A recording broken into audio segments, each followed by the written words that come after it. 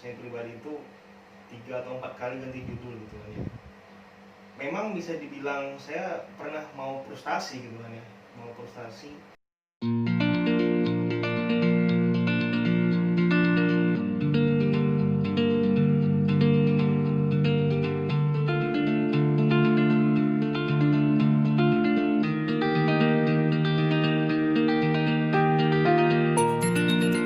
Jangan lupa like, komen, dan subscribe. Juga aktifkan lonceng notifikasi. Assalamualaikum warahmatullahi wabarakatuh. Kembali lagi di Mama Ayasa Channel.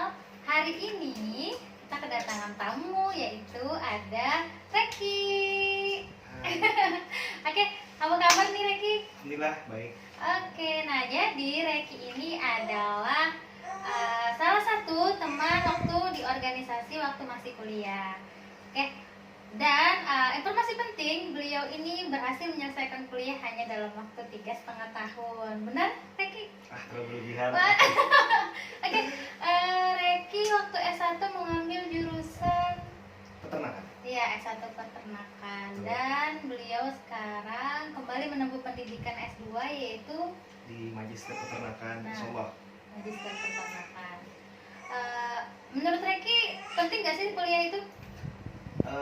Sebenarnya kembali ke individu masing-masing ya, dan sebenarnya kalau kita bicara penting atau tidak pentingnya pendidikan sangat-sangat penting. Kenapa?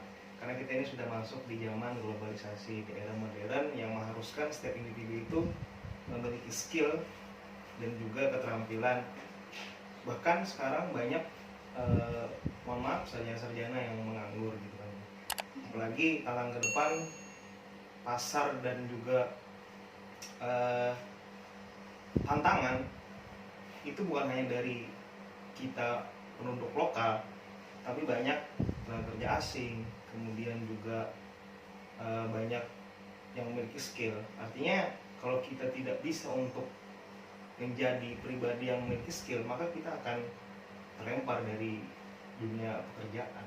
Iya, tapi kan sekarang orang berpikirnya kuliah tapi nantinya juga menganggur. Kan banyak pengangguran nih, kata yang Reki Iya. sebutkan tadi tuh. Jadi sekarang itu kayak anak-anak itu mau kuliah, walaupun kuliah nanti makin banyak pengangguran. Menurut Reki bagaimana sih yang seperti itu? Dari beberapa sudut pandang, sebenarnya teman-teman yang menganggap nanti juga akan menganggur dan sebagainya itu sebenarnya kalau pikir yang sempit. Kenapa? Kalau kita bicara luas tentang dunia pendidikan, itu kalau kita analogikan di dunia matematika, panjang kali lebar memang hasilnya luas. Tapi kalau kita analogikan lebih besar lagi, panjang kali lebar dapat luas. Kalau kita bidang pertanian, luas untuk menghasilkan dosis pupuk. Panjang kali lebar menghasilkan luas untuk menghitung dosis fumigasi kandang. Jadi tidak terpaku dengan satu bidang, dengan satu ilmu, tapi coba kita membuka mindset kita bagaimana panjang kali lebar itu bukan hanya menghasilkan luas, tapi luas apa yang dihasilkan. Itu analogi singkatnya seperti itu. Oh, berarti memang tergantung dari mana pola pikir kita, dari Benar. mana kita harusnya lebih luas sudut pandang Sudut kita. pandang kita. Iya, sudut pandang kita lebih luas. Nah, ini kan Reki berhasil lulus 3,5 tahun. Itu kan termasuk, ya kalau menurut saya sih keren banget. Soalnya kalau biasanya kan yang standarnya 4 tahun nih, 3,5 tahun loh. Bahkan ada yang bilang kalau 3,5 tahun prematur. Kalau menurut Reki gimana tuh? Sebenarnya saya bukan orang yang juga pintar ya, cuma kalau saya lebih bisa memuji diri saya termasuk merajinkan diri gitu. Kalau bisa sharing dulu waktu skripsian ya, saya lebih dari 3,5 tahun, tapi nggak nyampe 4 tahun. Saya itu memang orang pertama yang duduk datang di jurusan menunggu dosen. Jadi waktu itu dosen pertama kita itu sangat banyak yang dibimbing beliau. Jadi kalau nggak datang duluan pasti bakal nomor antriannya itu pasti bakal ke bawah. Jadi kita berusaha waktu itu jam 8 kurang itu udah berangkat dari kos-kosan menuju ruangan dosen untuk menunggu beliau. Belakang beliau itu datangnya jam 9 lewat kadang, cuma kita ya karena kita pengen cepat gitu kan ya, ada motivasi diri kita mau nggak mau harus mengerajinkan diri gitu. Jadi itu Sebenarnya pengalaman buat teman-teman yang katanya ya, katanya dosennya susah ditemui, dosennya ini, dosennya itu. Jadi kalau nggak kita yang merajinkan diri nggak bakal bisa cepat dapat targetnya.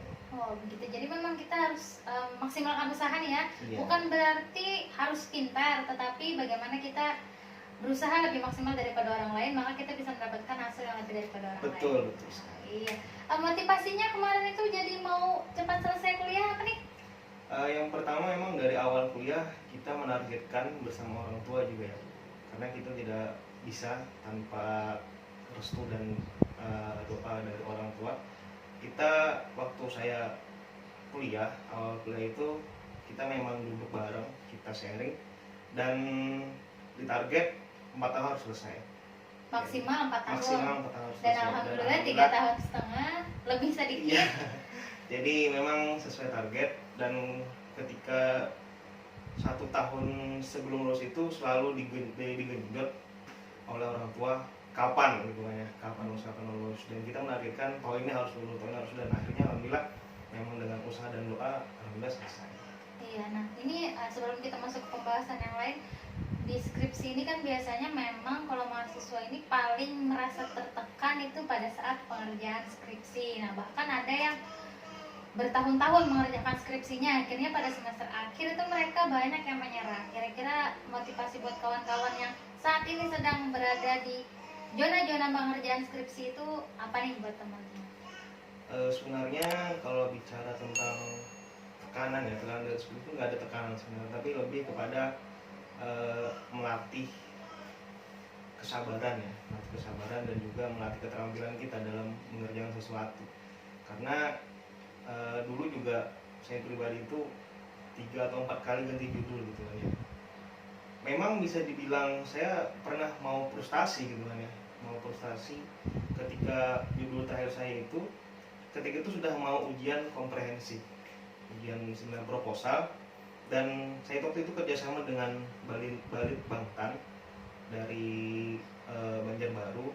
Kita kerjasama waktu itu, kita sebagai tenaga dan juga mengajukan beberapa ide gagasan judul. Jadi dari pihak Balit Bangtannya yang menyediakan objeknya. Waktu itu kita juga di kerjasamanya bidang unggas ayam kampung unggul Balit Bangtan anu ayam KUB. Dan waktu itu sudah ketika 1 hari sebelum mau tanda tangan dosen bimbing, itu ada kabar dari Balit Bangtannya ayam itu tidak bisa masuk pada bulan ini. Waktu itu juga ketika kita sudah semangat ya, sudah cetak 4 eksemplar proposal itu untuk dosen pembimbing dan penguji. Ketika sudah semangat, dapat WhatsApp dari orang dinasnya, katanya, saya masih ingat waktu itu kata-katanya, Mas Reki, selamat pagi gitu. Mohon maaf Mas, katanya, untuk ayam KUB-nya bulan ini nggak bisa masuk karena ada kendala di Jawa Baratnya. Kalau mau menunggu sampai Oktober bisa, tapi kelamaan Mas ya. Iya. Saya waktu itu langsung speechless dan nggak bisa ngomong. Waktu itu teman saya ada yang menyaksikan, saya berdua teman saya waktu itu. Jadi saya waktu itu memang blank banget.